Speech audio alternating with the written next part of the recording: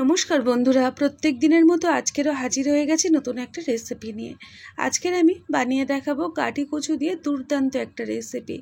গাঁটি কচু যদি এই রকমভাবে রান্না করেন তাহলে কিন্তু গ্যারেন্টি দিয়ে বলতে পারি বাড়ির সবাই আঙুল চেটে পুটে খাবে। আমার তো গাঁটি কচু খেতে ভীষণ ভালো লাগে, তাই ভাবলাম এই গাঁটি কচু দিয়ে নিরামিষ রেসিপিটি আপনাদের সঙ্গে আজকের আমি শেয়ার করে নিই। দেখুন বন্ধুরা, এখানে আমি একটা গাঁটি কচু নিয়েছি আপনাদেরকে দেখানোর জন্য, আর একটা ছুরির সাহায্যে কচুর গায়ের থেকে খোসাগুলোকে এইভাবে ছাড়িয়ে নিচ্ছি। বাজার থেকে আমি গাঁটি কচু এনে 2 থেকে 3 দিন বাড়িতে এমনি রেখে দিই, একটু শুকিয়ে গেলে তারপরে আমি কিন্তু এটাকে রান্না করি। তাহলে কিন্তু অনেক সময় কি হয়, কচুটাকে কয়েকদিন বাড়িতে রেখে যদি রান্না করি বা 2-1 দিন রোদ্দুরে দিয়ে নিই, তাহলে এই কচু রান্না করলে অনেক সময় কি হয়, গলা চুলকায়, সেইটা কিন্তু অনেকাংশেই কমে যায়। তো বন্ধুরা, এখানে দেখুন আমি গাঁটি কচুটাকে ভালো করে খোসা ছাড়িয়ে নিলাম, নিয়ে এখন আমি এটাকে 2 টুকরো করে নেব। আজকের আমি গাঁটি কচু সম্পূর্ণ নিরামিষভাবে বানিয়ে দেখাবো। আর এই রকমভাবে দেখুন মাঝখান থেকে 2টো টুকরো করে নিলাম। একই রকম পদ্ধতিতে সমস্ত কচুগুলোকে ছাড়িয়ে আর জল পাল্টে নিয়ে দেখুন একটা বাটিতে আমি জল সমেত নিয়ে চলে এলাম। কচুটা আমার রেডি হয়ে গেল। এবারে রান্নাটা তৈরি করে নেব। কড়াইতে আমি কিছুটা রিফাইন তেল প্রথমে গরম করে নিলাম, প্রায় 2 থেকে 3 চামচ পরিমাণে।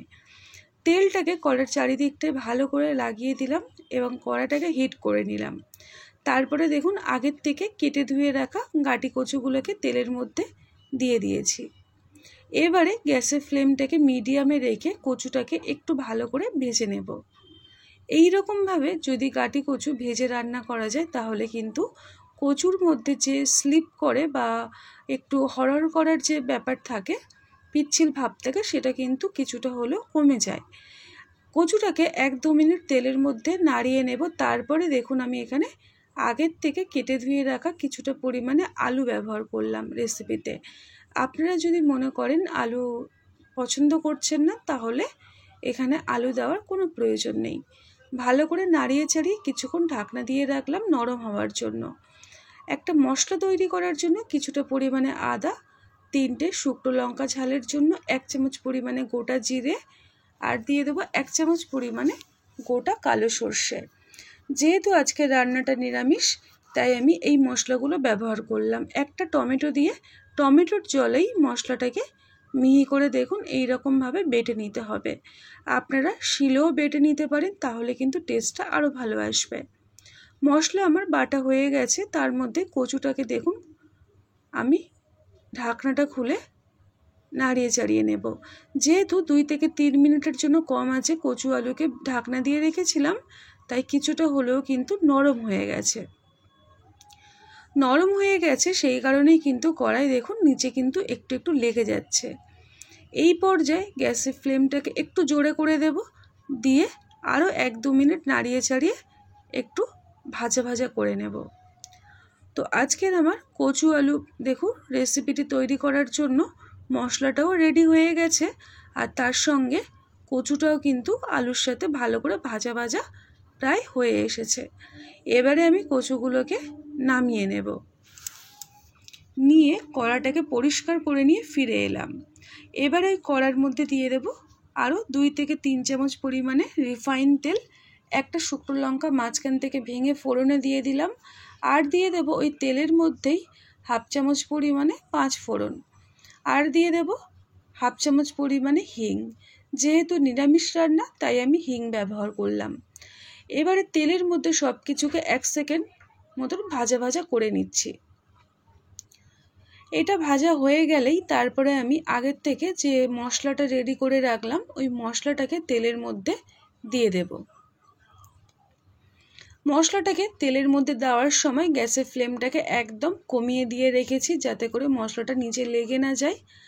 আর এই মশলার মধ্যে যেহেতু আদা আছে, তেলের মধ্যে বেশিক্ষণ ভাজা ভাজা করলে একটা তিতকুড়ে ভাব চলে আসবে, তাই আমি এটাকে গ্যাসের ফ্লেমটাকে কম করে দিয়ে মশলাটাকে দিয়ে দিলাম।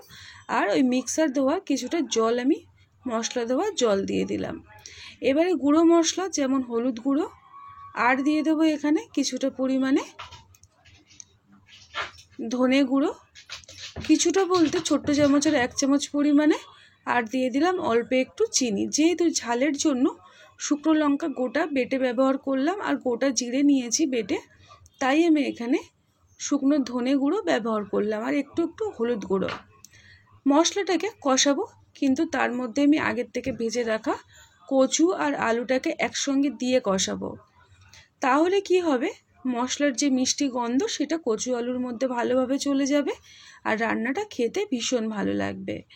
এই পর্যায়ে আমি 1 চামচ পরিমাণে দেখুন লবণ দিয়ে দিলাম। লবণটা অবশ্যই করে নিজেদের মতো স্বাদ মতো কম অথবা বেশি করে দিয়ে দেবেন।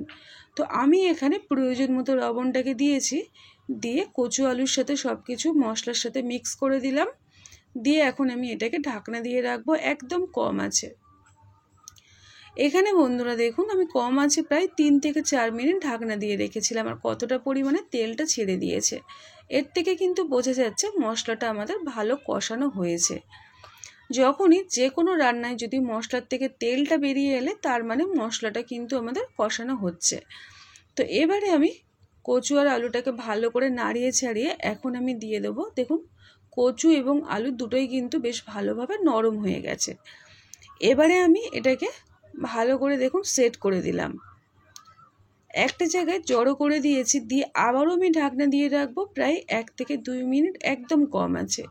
এই রকমভাবে কম আছে ঢাকনা দিয়ে দিয়ে কষিয়ে নেব, যাতে করে সবজিটা যেমন কচু এবং আলু দুটোই ভালোভাবে সিদ্ধ হয়ে যায়। তো এখানে বন্ধুরা আমি 1-2 মিনিটের মতো ঢাকনা দিয়ে রেখেছিলাম কম আছে, তারপরে ঢাকনাটা খুলেছি আর তারপর এখানেও কিন্তু আপনারা দেখলেন তেলটা কিন্তু ওপরে ভেসে উঠেছে আর কচু আলু সমস্তটাই কিন্তু অনেকটাই নরম হয়ে গেছে। এবারে আমি এখানে দিয়ে দেব আগের থেকে রেখে দিয়েছিলাম উষ্ণ গরম জল, সেখানে আমি এখানে অ্যাড করে দিচ্ছি।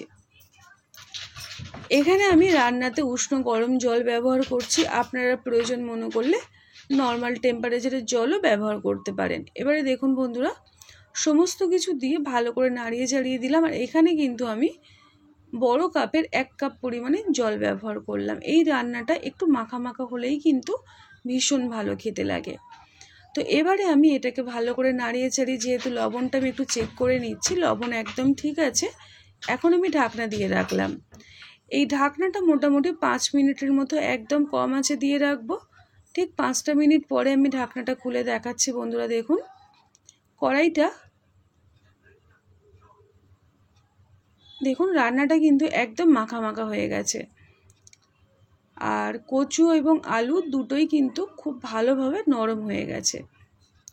এবারে আমি এটাকে কিন্তু আরও 1-2 মিনিটের মতো ফুটিয়ে নেব। সবার শেষে যেহেতু নিরামিষ রান্না তাই আমি 1/2 চামচ পরিমাণে গুঁড়ো গরম মশলা আর অল্প একটু ধনেপাতা কুচো ব্যবহার করলাম। এবারে সব কিছু দিয়ে ভালো করে নাড়িয়ে চাড়িয়ে নেব, নিয়ে ঢাকনাটা দিয়ে দেব, গ্যাসের ফ্লেমটাকে একদম বন্ধ করে দেব। তো এইভাবে গরম মশলা ধনেপাতা দিয়ে বন্ধ করে দেব গ্যাসের ফ্লেমটা, যাতে করে মিষ্টি গন্ধটা রান্নার মধ্যে যায় আর রান্নাটা খেতে ভালো হয়। তো এখন দেখুন গ্যাসের ফ্লেমটাকে অফ করে দিলাম, দিয়ে ঢাকনা দিয়ে দিলাম। এবারে আমি একটা বাটির মধ্যে কিছুটা পরিমাণে কচু আলুর রেসিপি যেটা তৈরি করলাম ওটা সার্ভ করে নিচ্ছি।